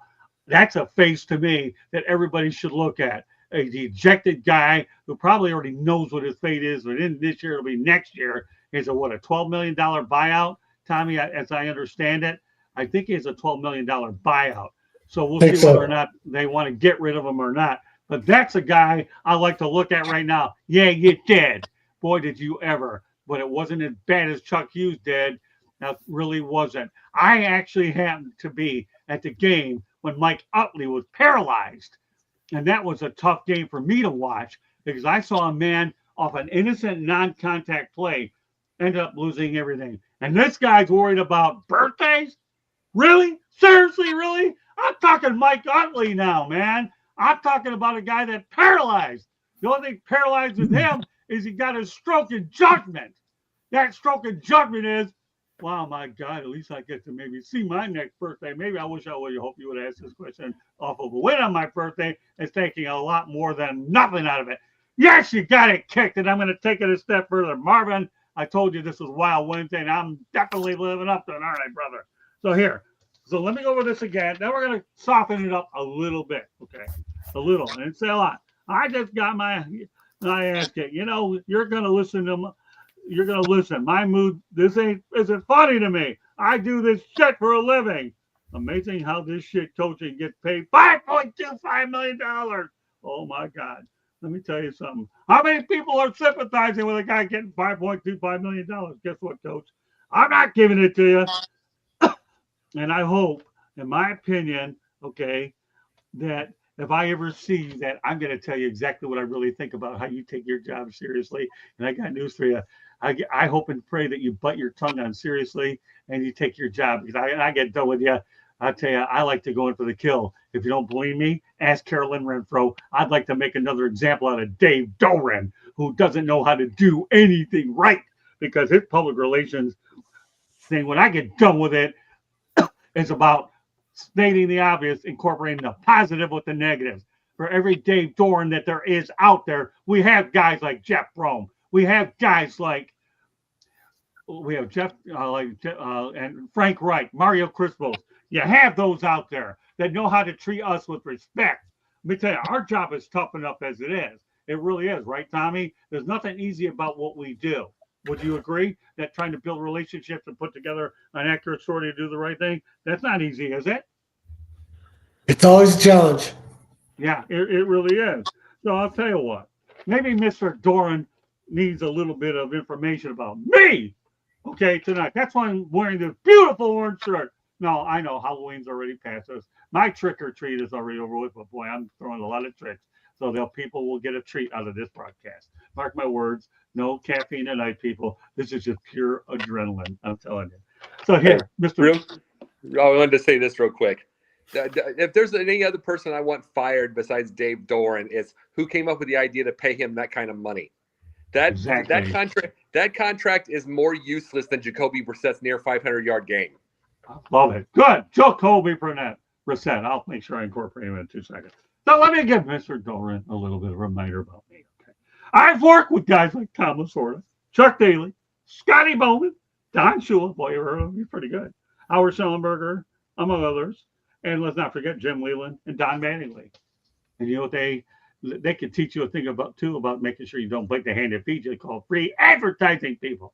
Free advertising. What do you think, Tommy? I ever tell you how many of those guys ever worked with before? Who's that? Yeah, Who's that? I'll go with what do you think of this list, Tommy? I'm going to ask you. Okay, Chuck Daly, you think he's pretty good? The Pistons coach, I never dealt with. You heard of him, right? These are guys that. Oh yeah. Chuck Daly's Daly's a great guy. Here's a good list. Here's some Hall of Famers because I'll tell you what, Dave Doeren, I'm gonna automatically on my zone not only put you in the National Siberian League or whatever I called it earlier, Siberian Football League, okay, SFL, Siberian Football League, but I'm putting you in the Hall of Shame tonight, okay, and no problem, it's easy. But yeah, Tom Lasorda, Chuck Daly, great people. Scotty Bowman, all they did was win. Don Shula, all he did was win. Howard Schellenberger, father figure to me. Jim Leland, another great guy. Don Mattingly. Dave, you're anything but these guys. Okay. You know, I don't even think they would accept you in Costa Rica. I don't think they'd accept you anyplace. Just go out there and just, go back to the Siberian Football League or be an assistant where everybody's buried with you. But here's the deal. Okay. When I look at this guy, Everybody knows I don't really particularly like him. I never have. And when I see him again, and mark my word, our paths will cross. They generally do. When I put my mind to it, I do like to drive, and I have a beautiful Honda Odyssey looking for me to spend miles on it to find the nearest guy. But I promise I'm not going to jail. I'm not going to go and hit him. I'm just going to let him know what I really think of him. And let me tell you something, he'll never forget me. And I would be surprised if this guy even has the guts to apologize to me. Although, don't hold your breath. He don't apologize to anybody. He's just naturally testing, and he definitely deserves what he gets. But here's the deal. Okay. Yesterday on Inside the Pigskin, right? We talked about some great potential people. We talked about John Gruden, right? Marvin, did we mention a little bit about him? Candy, Tommy, did we talk about those guys? So here, I'm going to go ahead and help NC State out a little bit tonight. Get rid of this bum, because he is a bum, okay? Bucky Badger, I need your help again, okay? But you got Jack Del Rio's a pretty good football coach, right? Why isn't he coaching in college or anywhere else? Tom Herman's a guy I work with at FAU. I tell you, I don't know what happened at FAU, but he's a great offensive mind, and he certainly knows how to work well with the media. Deshaun Jackson, another guy that deserves an opportunity. Eddie George, Clinton Portis, John Gruden. All right, Tommy, let's forget about Doeren for the moment. What are your thoughts about these individuals? You think Clinton Portis will get a job? And let's go over some of these other guys that are worthy to enter this group here. Well, the thing that's interesting about Eddie George is Deion Sanders has opened the door for black coaches moving from an HBCU to, in this case, a group of 5. Deion went to Power 4 school. So it's very, and Michael Vick is at Norfolk State. Right. These guys before they get considered for jobs like that. So that's what I find interesting. I'm not sure how good of a job Eddie George is doing. Well, he did a good job. Where was it? Tennessee? Was it Tennessee State? Yeah. Yeah. And so he did a good job there. It's first year at Bowling Green. I don't know what kind of season they're having, but it's encouraging that he's getting the opportunity because guys like him did not get the opportunity before. So let's go over some of the other people. John Gruden, we had fun. John Gruden will definitely lighten up Raleigh, won't he?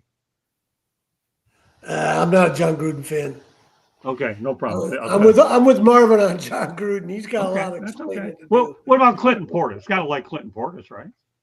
I don't know. Where's Clinton Portis coaching? He's an assistant coach over at what's his name over at Delaware State, alongside of I couldn't tell you a lot about him. That's okay. Fair enough. Tom Herman. Tom Herman, what are your thoughts? I know he's not working. Tom Herman was a successful coordinator, but he hasn't really won anywhere as a head coach. Well, he won a little bit of Texas and FAU. Forget it. That was a tough situation. I know it. Jack Del Rio, though, has a pretty well-established name. Yeah. All right. He has some John Gruden issues.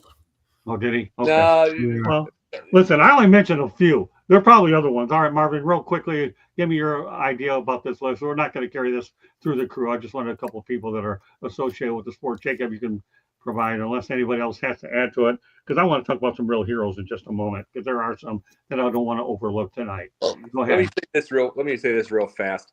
Even if John Gruden wasn't in perfect behavior whatsoever, I'm just saying this to all these guys here tonight. Even if he was in his most perfect behavior and it was like Kurt Warner mixed with Tim Tebow, even if he was all that, which he's not, but even if he was, the guy's mindset for football has not changed since 2007.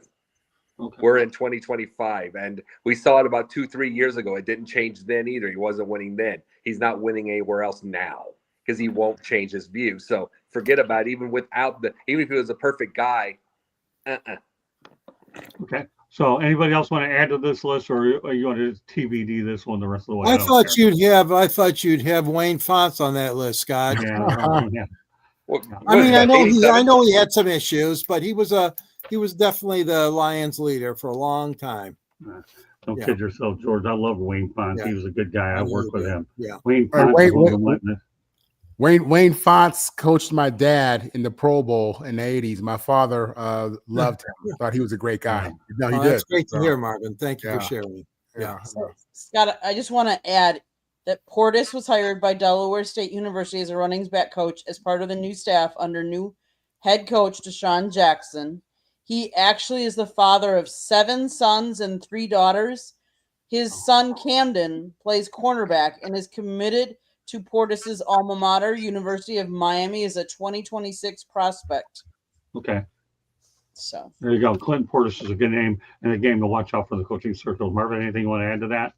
Listen, I've known Deshaun since he was a young boy. His dad and my dad were really close. I used to see Deshaun all the time when he was tearing it up in Long Beach as a youth. And, the thing you have to understand is at the college level, Deshaun can hire former NFL assistants, former college assistants who are really proven. And his focus can just be on the kids and motivating them and inspiring them. That's the reality of what college can really be. So when you see his success at Delaware State, it's very fair to believe that he could take this to the next level. I think young kids understand him. They know who he is. Their parents know who he is. And I think, he's a guy who's kind of been through it a little bit. I think admittedly he'll tell you he's made some mistakes. There are things he would have done differently, hindsight 2020. But it comes down to just, do the players respect you? Do they listen to you? Do they see themselves growing with you as the leader? And at the college level, a guy like Deshaun, there's a chance he could do well. Deion's suffering right now, but I could see him being successful at a bigger school with a veteran coaching staff. Him focusing on the kids and that leadership and that development, and his staff focusing on the X's and O's and other things that are relevant. That's something that's very real. So it wouldn't shock me to see him, particularly because he's having success, move up. Well, and okay. Marvin, the thing too, you brought up Deshaun. Okay, you said you've known him for a while. Mm-hmm. Someone we bring up Deion, we bring up Deshaun. Here's the thing: the difference with those two were they studied their positions so well. They studied what they did. Mind you, that we have the one highlight of what Deshaun did, dropping the ball, but he was phenomenal. The phenomenal student of the wide receiver position. At least he studied that thing. Not just that, keep in mind, he was the first player in NFL history to be voted to the Pro Bowl as a starter in 2 different positions. So, I think he's you can say that he's a great player versus just a receiver. He's had tremendous impact as a returner and a receiver. Sure. And it's and I'm just saying his knowledge of the game, same with Deion. I mean, the greatest backfield guy of all time. The safety of all time. And I'm saying one of those whatsoever. I can see them as coaches based on how they see the game. Michael Vick, I don't. Michael Vick, I didn't say Michael Vick. Vick's at 1-10. What did you say? No, I didn't bring up Michael Vick's name. I wouldn't put him in that conversation. No, I'm just saying Michael Vick's 1-10 Norfolk State for a reason. It's not going to get any better. Yeah. This guy did not study the game once until Andy Reid forced him. He's not. They got him as a coach for the name. He was a terrible choice. Yeah, I hear you. But when you talk about the greatest DB ever, let's not forget Ronnie Lott. I'm done. Oh yeah, I'll give you that. He's one of the greats. But but you got to realize, people tried Ronnie. A lot of people. There was 2-3 seasons they didn't try. They didn't try Sanders at all. Right. So it's just that. All right, let me go over a couple things. There might be a little rapid fire, not a lot, okay? I'll just close out my final thoughts on this guy because there are other topics I do want to get to. I want to thank the crew for hanging with me on this night. I really appreciate it. It's an opportunity to bring other people into focus. But after I get done with this comment, I'm going to talk about some really heroes because there have been a lot of them over the last week that I want to make sure we reach out to. My only message to Dave Doeren is this. If you're employed, I will see you either at a bowl game or at an ACC media day, and I am not done with you yet, Doeren. What you set up on, what you turned out to be a birthday comment is going to be D-Day for you when I get done with you. D-Day, okay? And that's all I have to say to this cotton-picking scumbag. That's all you have to say after an hour and a half? That's all you have to say? That's okay. Hey, listen, I don't view this as therapy. I view this as something as a teaching moment for young writers and everybody getting in. And as John Wooden say, you got to stand up for you believe in. You don't let some douchebag like him go out there and throw you away. But he doesn't realize he's dealing with somebody older and a whole lot more experience with him. And I'm not deciding his future. Florida State, okay, and North Carolina will have a lot to do with the next couple of weeks. And if this guy doesn't win, I can only imagine when he started last week and what I'm adding to this tonight isn't going to help matters any. D-Day is coming. D-Day or Dave Doeren. I love those D analogies. All right. let's go on to some positive things. Although I think for the most part, the show's been positive as I've been able to incorporate other aspects of human life and interest into what we're doing. And that's this. Okay, let's talk about Rick Pitino for a quick second, rapid fire. He says, we are not recruiting high school kids. Tommy, is that a good approach? Well, it works. He's turning around St. John's. I don't like it. It's. Okay. I'm still having a hard time wrapping my head around the drastic changes of college sports, but it works. Okay. What about you, Marvin? I think what he's saying is he doesn't have that much time. I don't know if this guy's going to be coaching forever. So a guy like this, he wants to take talent that maybe was overlooked in high school, went to a different school, and get those kids. You're getting a more mature kid, more developed kid, and he can have greater impact with those kids, I think, in an off season. So I get what he's doing. Again, like Tom, I'm a football purist who, even though I do agree with, I like NIL and I like the transfer portal. It's a bit of a struggle. Again, I'm a guy that I would have paid to go to USC, if they didn't give me a scholarship. So, it's a different day, man. But but I think it's going to be all right. Yeah, I have no problem with Rick doing. If he doesn't feel he needs high school kids, he wants to use transfer portal. He's using the tools. Jacob, rapid fire. Keep in mind you have a fun. Jackie Sherrill won. Jackie Sherrill won with a bunch of JUCOs. He won games. They got an upset on Alabama. It's like it can work. You get some people just when you're older like Rick Pitino, you don't want to be dealing with, especially with NIL now. Mm-hmm. So you pick and choose, and that's what older age really is. You're picking and choosing. A lot of that is. I mean, I know it from. I'm not going to say I'm the oldest guy in the world, but I know in comparison to when I was like 20s. I'm picking and choosing the things to do myself. Everybody, and you'll do it when you're 73 like he is. Candy. Let me jump in here for a second. Go ahead, Tommy. That's what was great about the Michigan State-Kentucky game last night. The Michigan State beat them by 20. Tom Izzo, he's plugged in a couple of transfer portals, but they're not the marquee ones, not the $1 million ones. The guys that were on the field, on the court, leading Michigan State, have been there 3-4 years, and they've developed. Carson Cooper and Jackson Kohler couldn't have played in that game as freshmen, but as seniors, they were controlling the board. So there's still a lot to like about college basketball if you're a Michigan State fan. I just had to bring that up. Great point. Okay. All right. Candy, George, and then I want a couple more things I want to get to. So Pitino has won all kinds of awards, for Coach of the Year, in a couple of different times too. So he's led his teams to 2 NCAA Division I tournaments, 7 regional Final Fours. I mean, the list of accomplishments go on and on. So he can pick and choose his players more. So kudos to him for his long career. George? Yeah, I mean, I'm going to pretty much agree with the rest of you. I've always admired him. I mean, I know that there's some envy out there, obviously, from some of the coaches that, didn't make it as great as he did, Pitino, in his career. But I really think that he has been good for the sport of basketball.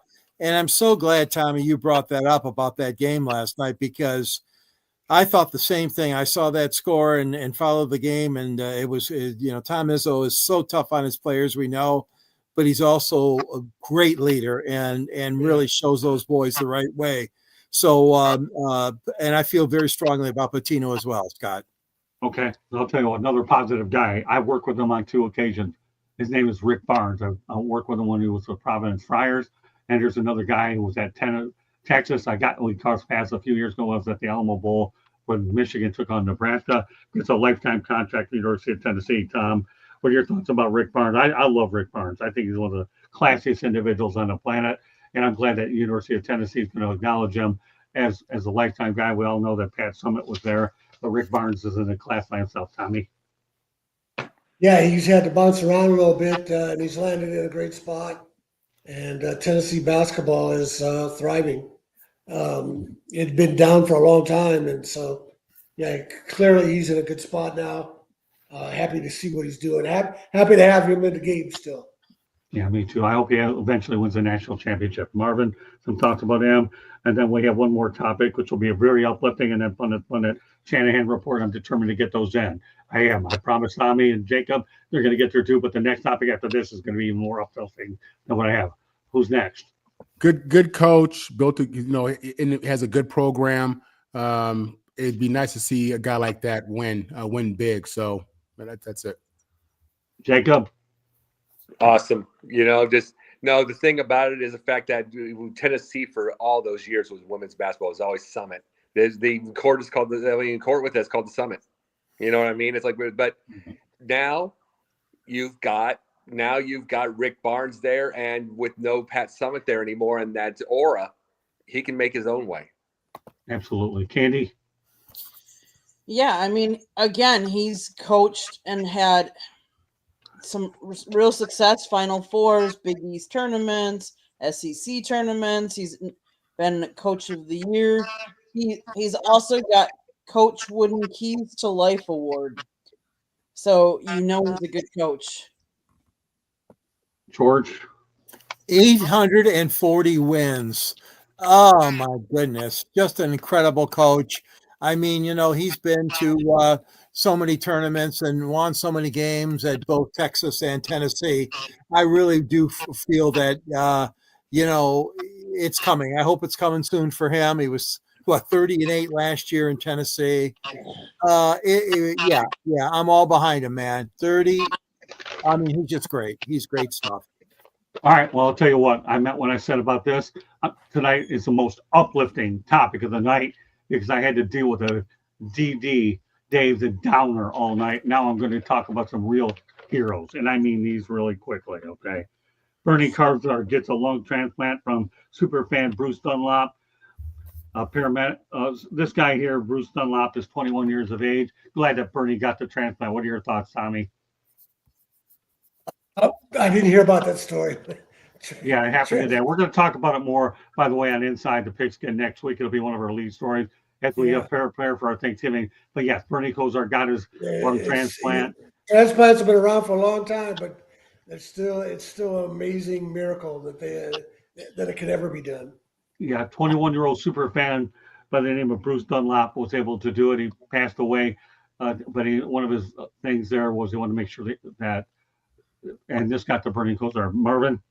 Listen, I'm a sucker for kindness. And in a world where the headlines are horrible, the media just talks about negativity, it's great to see a story where, a young man, a Browns fan at that, who obviously lost his life, was willing and wanted to be an organ donor. It's something that I think a lot of people do. I'm an organ donor, just on my driver's license. But to hear the story, to see how it really impacted somebody, I think it's amazing, and I'm happy for Bernie. And nothing but respect and love for the young man and his family who made that sacrifice for Bernie. Yeah, you know what, Marvin, I'm a sucker for kindness too. Yeah. And for those of you that are watching, listening the first time, 99% of my shows are kindness. And I tried to make my attempt on Saturday as an attempt of kindness. It really is. But you know what? Kindness is a beautiful thing. Some people get it, some don't get it. Okay, Jacob, a couple more people I want to reach out to. Go ahead, Jacob. About Bernie Kosar. Kosar, that we remember him from all. I mean, we're both around the same age, so far, Marvin. You might be a little older, but definitely we all remember Kosar. He was a good quarterback of his day, but we've heard his issues that he had and all that kind of stuff. Now with his health and everything, we get somebody that comes through, and somebody that never watched him play. Remember this part. Someone who would have been old enough to watch him play, but just he gave kindness to the guy, no matter what, heard about it, being a Browns fan. Probably watched a lot of YouTube clips of the thing and just wants to see him to succeed and wants to see him go on and do some, better things. It's like, and the thing about Kosar is he really has a chance to make this next part of his life into kindness and to do things about it and make people forget what had from the past. I know, Bernie, we text a few times a week and looking forward to eventually talking to him, getting him on a show at some point, but more power to him. Candy, a few more things I want to get to, then we have Pundit Shanahan report. Tommy, you're the greatest. Thanks for hanging with me tonight. I really appreciate it. Go ahead, Candy. So Bryce's mom, Kim Kane, said, Bernie Kosar does wonderful things. Bryce couldn't be the celebrity that Bernie Kosar was, but he's going to live vicariously through him so Bernie can continue to do wonderful things. Kane added that speaking about her son, when he renewed his driver's license, he asked me about being an organ donor, and I told him he should. He wanted to help others, so he decided to become an organ donor. He now has helped others live. And just an FYI, I'm an organ donor, and I got to tell you one thing. I hope my organs get placed in the right spot, too. Great stuff being an organ donor. George, and I have a couple more people I want to reach out to. Yeah, hats off to that young man, and how sad it is that he lost his life. But 21 years old, and Bryce Dunlap suffered a medical emergency, rushed to the hospital, and as soon as the family knew about this, they really decided that this is what they wanted to do. Kozar got it, and Bernie, we're hoping for a great recovery of you. And the young man that lost his life, sadly, we work for the best for you too, and your family. All right, let's talk about this as a non-sports. Rest in peace, because this one's very inspiring. Paramedic Mary Jolly, 27, was killed while stopping to save a crash victim on a Florida interstate, which is I-95. I'll tell you one thing, this young lady's a hero, in my opinion, and we're talking about real heroes of the week, and Mary Jolly definitely gets one. 27 years of age, trying to help somebody out on Interstate 95. Unfortunately, a life lost way too soon. Tommy? Tragic. Yeah. Tragic. Anything else you want to add to that?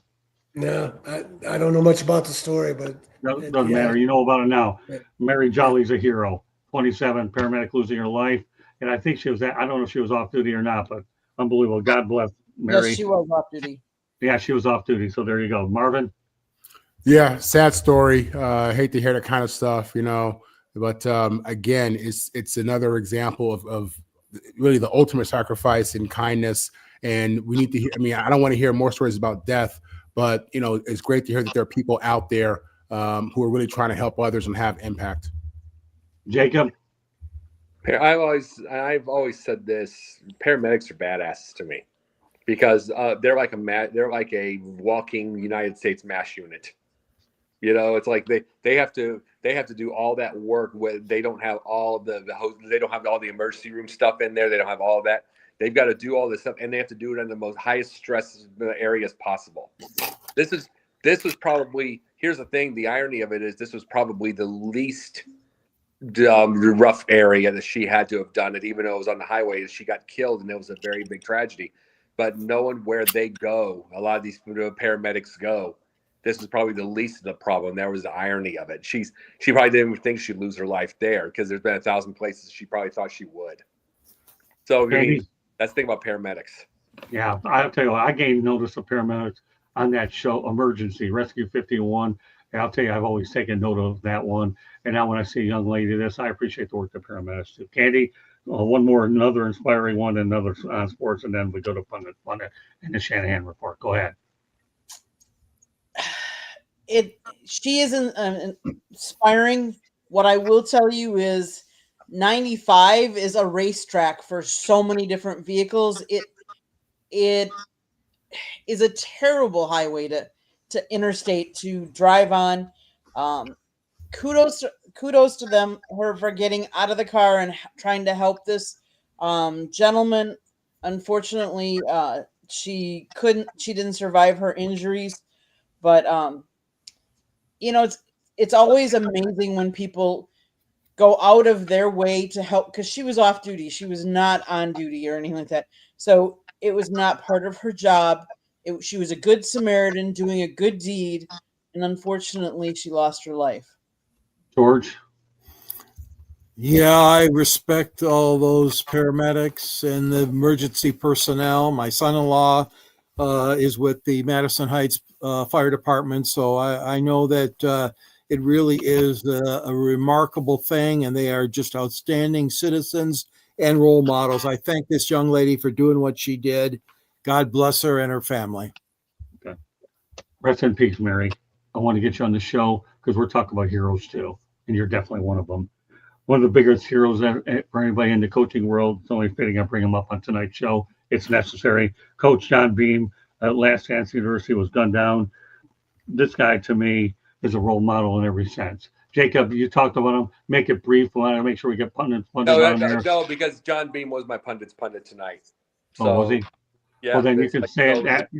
You can say it during your pundits pundit. Let me go around the horn real quick, and then we can go there. Marvin, your thoughts about John Beam?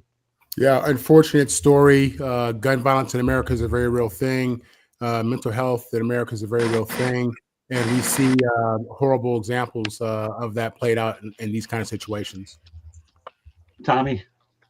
Yeah, I'll say the same thing I said last night. Our society's upside down. A guy like that, and others who work in such tough neighborhoods, such tough kids trying to help them. They're worth more money than the $50 million that Bill Belichick makes. I'm sorry, can you say that again? We had a little bit of an issue there, but go ahead. Those type of guys are worth more money than Bill Belichick getting $50 million for 5 years. No question about it. Candy? He actually served he was a beloved figure in the Oakland area and served as a mentor to thousands of youth. More than 30 of his former students played in the National Football League. So it's just sad to see the violence, and especially the gun violence that is prevalent in today's society. Rest in peace. George? Yeah, I was so sad to hear the news. It was just an incredibly sad story. And like Candy said, this man has touched so many people, so many young men and women too, I'm sure, in the sports world, athleticism, and nothing but great respect for him. And it's so tragic that his life was taken short. So bad. Yeah, rest in peace, Coach. You were worth bringing on 2 shows. I'm glad I had a lot of different voices to determine your legacy. I'm glad we brought it on Inside the Picture and reiterated on the Sports Exchange. As I said, I'm glad that we were able to incorporate you as a hero on a lot of shows, but especially this one, where we need to make sure that we understand class versus classless, and you're definitely class in every sense of the word. Non-sports topic of the night goes back to the fact that more than 1,350 people drowned in the Great Lakes in the last 15 years, nearly half of them in Lake Michigan. George, you're closer to that. What unbelievable stuff, isn't it? Oh, that's so sad to hear. Lake Michigan is a beautiful lake, obviously bordering Illinois and Wisconsin as well as Michigan. And it's so sad to hear that again, take extra precaution. Everybody that likes the water goes out on the water because we want to see you. We don't want you to be a statistic. We don't. Gotta like Lake Michigan. I was married there. Yes. All right, Candy, yes. What do you think about Lake Michigan? It's unfortunate, though, that these people, albeit 1,350, I still put them in the heroes category. What about you, Candy? Yeah, I do too. I mean, Lake Michigan is a very pretty lake. Obviously, it was a backdrop for some of our pictures for our wedding. But it's too bad to see. But to be honest with you, as big of a lake as Lake Michigan is, I'm kind of surprised that there isn't more than that. But sad to hear that stat. Tommy, any thoughts? Well, the Great Lakes, when you're out in the middle of them, it's like being in an ocean. Yeah. The thing that I thought about was we just recently had the 50th anniversary of the Edmund Fitzgerald and the Gordon Lightfoot song going down in the Lake Superior. Yeah. Mm-hmm. We can all remember that. Marvin? I can't hear you, Marvin. You're muted. Yeah, everyone summed it up. Unfortunate situation. Hate to hear that. Okay, that's good. Yeah, I'm glad. All right. Closing thoughts, and then we're going to go to the Shanahan report of what we did tonight. I think closing thoughts are important for a couple of minutes. George, real quick closing thoughts about the show in its entirety. Well, yeah, there was a lot to this show, a lot of serious stuff, and I'm glad you hit it right head on, Scott. It's not a great subject to talk about when somebody is, mistreating the media or members of the media. I do not want to dwell on that, but good show, and thanks for all the effort you put in. Right. Candy? I guess my one takeaway is, as a leader, you need to think before you speak, because your words have impact, especially in these times where social media is prevalent and everybody's recording things. It's very important. Tommy? Yeah, well, I'm glad you brought up the examples of Jeff Brom and Frank Reich as being good guys. Thanks. Marvin? Nothing new. Nothing new. Okay, fair enough. Obviously, I appreciate your being on here. Marvin's an important show. As long as you're in the media, you're going to find out you have a lot of good ones on there too. You have to watch out for. And I hopefully that tonight, Marvin, will be a teaching moment that you'll always have as you begin your fledgling media career. And that was one of the reasons. I'm glad you're on the show, Marvin. This is called a teaching moment for guys like you getting into the business, and I hope that you were able to maximize the benefit of it all. Jacob, any real quick thoughts about the show? We'll go to the Shanahan Report, then Pundit and Pundit. Yeah, you've heard me. I mean, everybody's seen my things. From time to time, I can get on the media at times, but there are good ones too. Yeah, you know, there are good ones also. Regardless, a lot of it is when I go after it's just frustration of an overall. You know, and be able to do. But when as a generalization, as people, there are good ones that are trying to still make the old school of journalism work. And you got to pay attention to that, not treat everybody in one bubble. So you guys can learn that. Yeah, my only closing thoughts is on Saturday I ran into a really, really, really bad egg. And this guy is a bad egg in our paths lacrosse. But I'm going to tell you, one of the reasons why we have to reinforce the negative and the positive is I was able to do that with Jeff Rome, Frank Reich, and all the heroes that I just mentioned. So I've had an enjoyable time in my 47 years. I'm working on another book. I'm proud of what I've done. But let me tell you, one bad egg to me doesn't make up for all the great ones I've had in 47 years. And Tommy, with that said, go to Shanahan Report. We'll wrap it up with Pundit, and then we'll call it a night. Thank everybody for staying with us for the entire show. I hope you've learned a lot, and I hope you understand that we're trying to make light of a situation that many of us in the press do, and that's the fact that we do take our job seriously. He isn't the only guy that does. Unfortunately, in his eyes, he thinks he is, but that's to be determined down the road. Tommy, go ahead. Some thoughts for the Shanahan Report.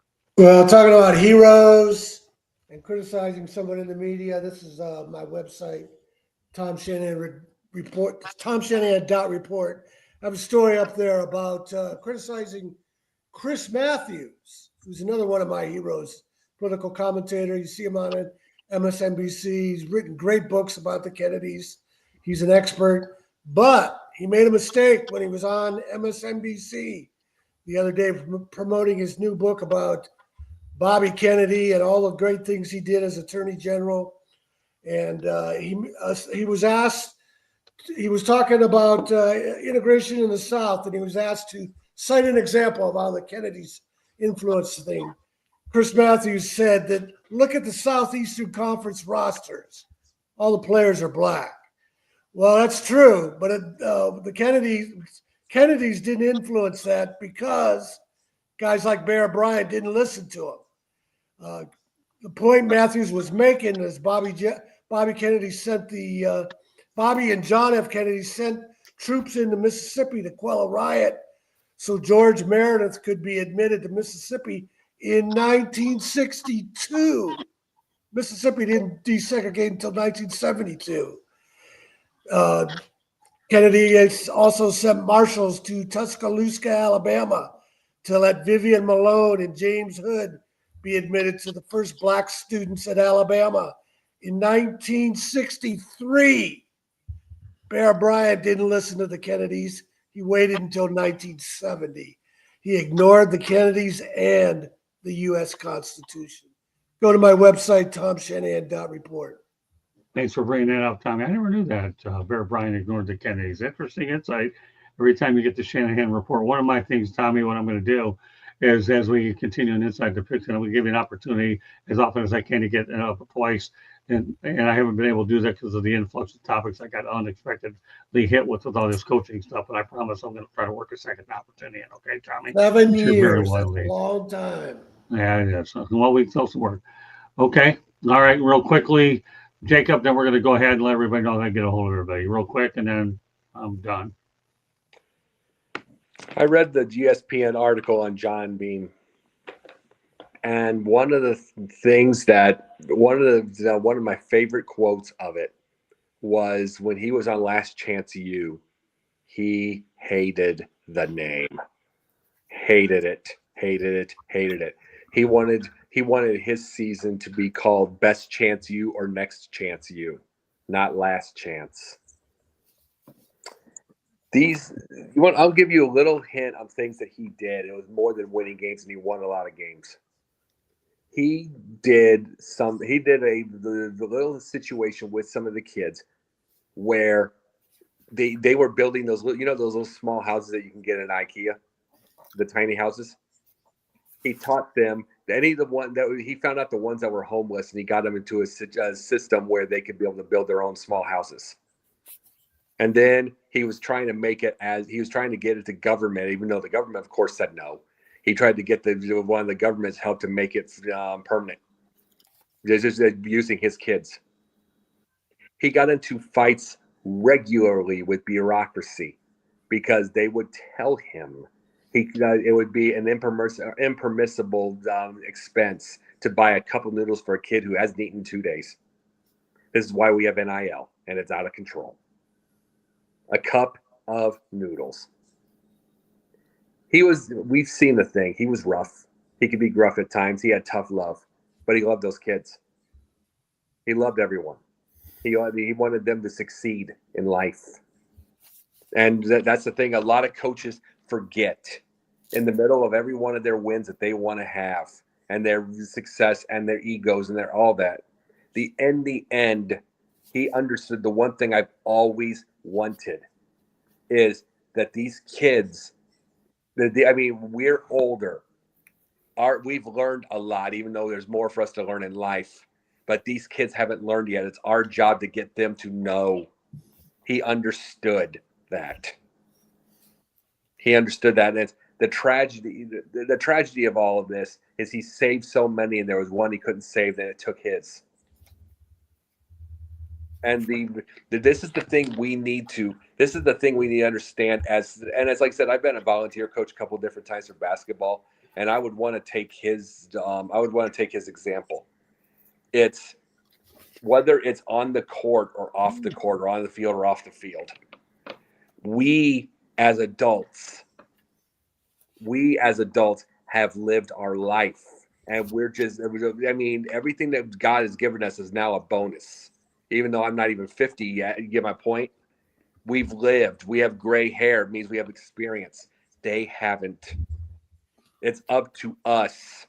If we're going to coach, or any of us, or whether we're coaches or parents or anything, it's up to us to give these kids what we know.